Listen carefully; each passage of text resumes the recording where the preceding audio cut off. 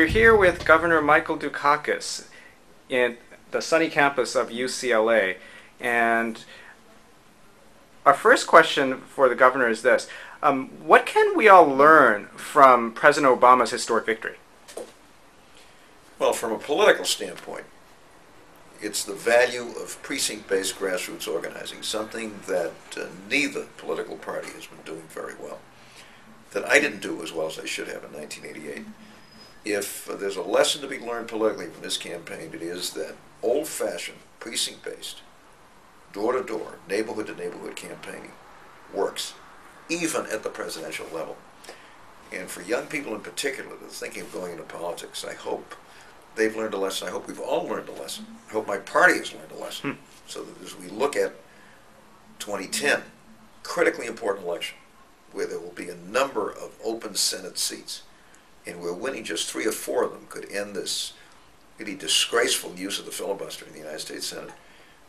It's that grassroots effort, supported and reinforced with new technology, the internet, a variety of other things, that really can make a difference.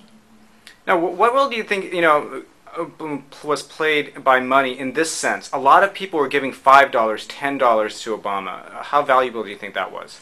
There's nothing better for a candidate than to raise his money from a very broad base of relatively moderate contributors. Why? Because it means you owe nothing to anybody. You can be completely independent.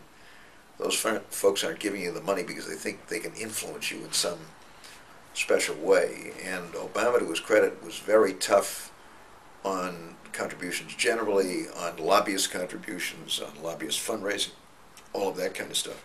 And he probably comes to the White House with more independence in a very real sense than any president I can remember for a long time. And a lot of it had to do with the way he raised his funds. Now, that kind of fundraising has another benefit, an important benefit, and that is that as those small contributions come in, you want to turn those folks into precinct workers immediately.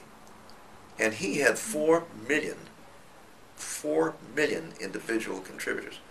I set the record in 1988, 20 years ago, with 400,000. He had 4 million. Now, there are only 200,000 precincts in the entire United States, and you have 4 million contributors. I mean, what a pool of potential precinct captains and block captains in that 4 million person pool of contributors, many of whom contributed 5, 10, 50, maybe 100. Average contribution was $80. There's nothing better than that. Another important lesson for people to learn, and young people in particular: you do not have to be money bags or have to sell your soul to special interests to run and win elections. That too is something that I think is an important lesson from this campaign.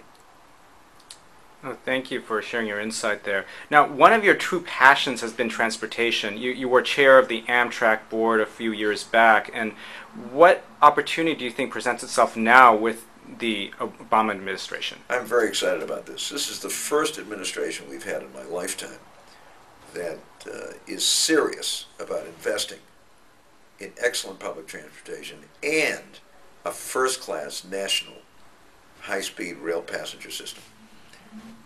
And the $8 billion that have been included in the stimulus package, as well as additional funds that the President is calling for in his budget, really represent the first time that we've had that kind of commitment. Now it's up to us to go to work and do the planning and engineering, which has not been done, and the building of this system. I like to call it the Steel Interstate. We should be developing, planning, and building an interstate high-speed rail system every bit as good as the interstate highway system. And frankly, the interstate highway system won't work unless we have a rail passenger system, as anybody, quite frankly, in the metropolitan Los Angeles area knows every day as you're trying to navigate these freeways. So it's a great opportunity, but we have a lot to do. We're way behind. We're out of practice. It's embarrassing to go to Europe and Asia and ride those high-speed trains and then come back here. And not only that, but we can't seem to do the work and do it within a relatively reasonable period of time. We can't make a train. We can't make a transit car. We don't make streetcars. We've lost the capacity to do that. So It's a huge opportunity, and I'm delighted that the President has made this commitment. Now we've got to go to work with him and with the Congress and the new administration and make it happen.